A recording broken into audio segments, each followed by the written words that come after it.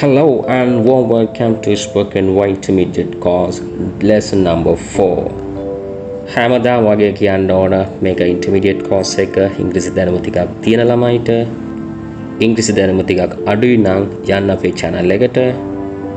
ඒකේ playlist එකේ elementary course එක තියෙනවා ඒක follow කරන්න. හරි අපි වරක් නොවි යමු lesson එකට.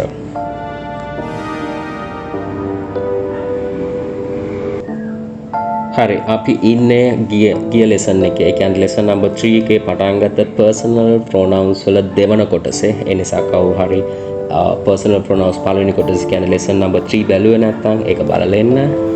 හරි අපි ඉගෙන ගත්ත ටිකේ විනාඩියක සාරාංශයක් ගමු. ඉංග්‍රීසියේ සියලුම වචන කොටස් 8කට වෙන් කළ දුන ඉගෙන ගැනීම සඳහා අපි ඒකට කියනවා parts of speech එහෙම නැත්නම් word classes කියලා. ඉන් එකක් තමයි pronouns කියලා කියන්නේ.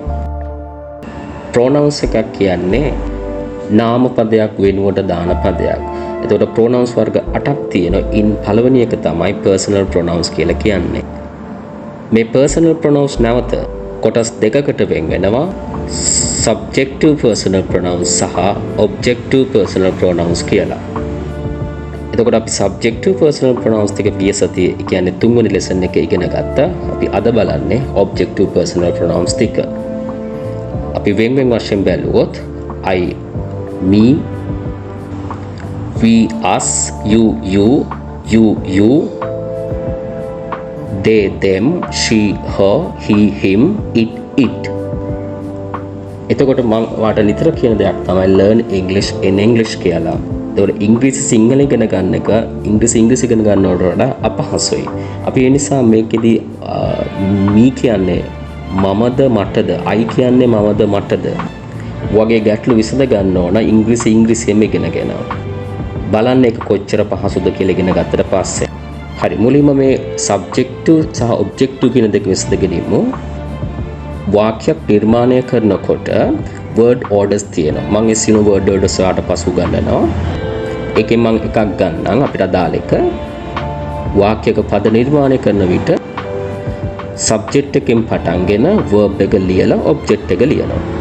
දැන් ඒ අනුව අපිට ගාව තියෙන personal pronouns වලින් කොටසක් subjective personal pronouns කිව්වේ වාක්‍ය subject එක සඳහා භාවිතා කරන නිසා.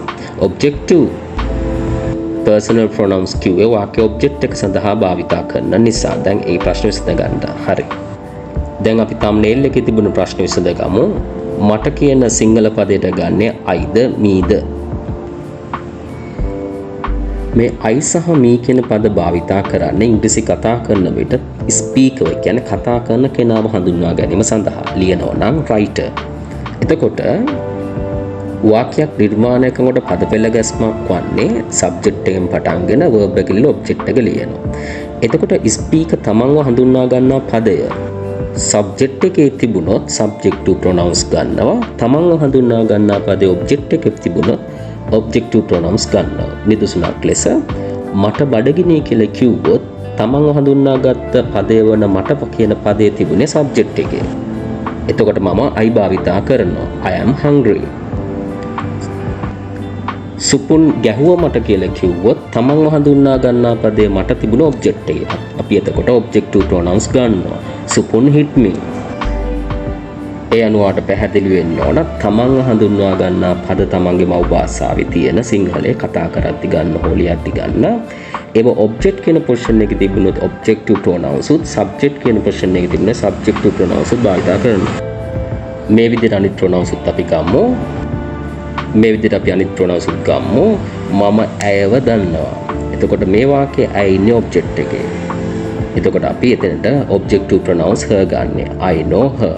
ඇය මාව දන්නවා. අන්න ඒ වාක්‍යයේ subject එකේ තමයි ඇය ඉන්නේ. එතකොට අපි subjective pronouns ගන්නවා. She knows me. ඒ අනුව ඔය අනිතරම learn English in English මේ වල definition වල ඉන්න I me කියන්නේ speak කතා කරන කෙනා හඳුන්වා ගන්නා පද. එතකොට subject එකේ නම් I, object එක නම් me.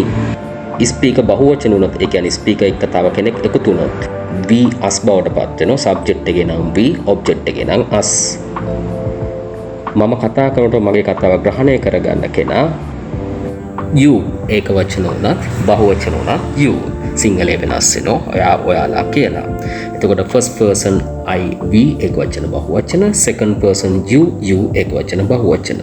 third person පිටින් ඉන්න අය ගැන අපි කතා කරොත් she එකේ ඔබ්ජෙක්ට් එක her බවට පත් වෙනවා. පිරිමි කෙනෙක් නම් he ඔබ්ජෙක්ට් එක him බවට පත් වෙනවා. යම් සිද්ධියක් හෝ සතෙක් ඒක වචනේ විතොත් සබ්ජෙක්ට් එකේ it ඔබ්ජෙක්ට් එකේ itමයි. මේ සියලුම අයගේ බහු වචන ලෙස අපි ගන්නෙ they. දේගේ ඔබ්ජෙක්ට් එක විදිහට තමයි අපි them ගන්නෙ. උදාහරණයක් විදිහට පිරිමි ළමයි එක්කෙනෙක් ඉන්නවා නම් he ඒකේ ඔබ්ජෙක්ට් එක him එකට වඩා වැඩි සංඛ්‍යාවක් හිටියොත් they ඒකේ ඔබ්ජෙක්ට් එක them.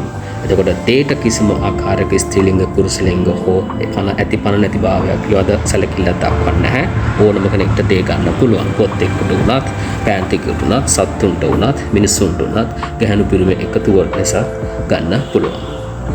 එතකොට ඒ විදිහට ඩෙෆිනිෂන් එකෙන් භාෂාව අල්ලගන්න බලන්න නිතරම ට්‍රාන්ස්ලේෂන් එකට යන්නේ නැතුව. මේ කෝස් එකේ තියෙන ඉන්ටර්මීඩියට් ටිකක් ඉංග්‍රීසි දැනුම තියන අයට මේක නොතේරිච්ච ළමෙක් කියනවා නම් යන්න අපේ channel එකට ඒකේ elementary course එක තියෙනවා. That's the end, my dedicated learners, but remember this is just the beginning of your learning journey and keep learning for excellence. Thank you very much. Spoken Way.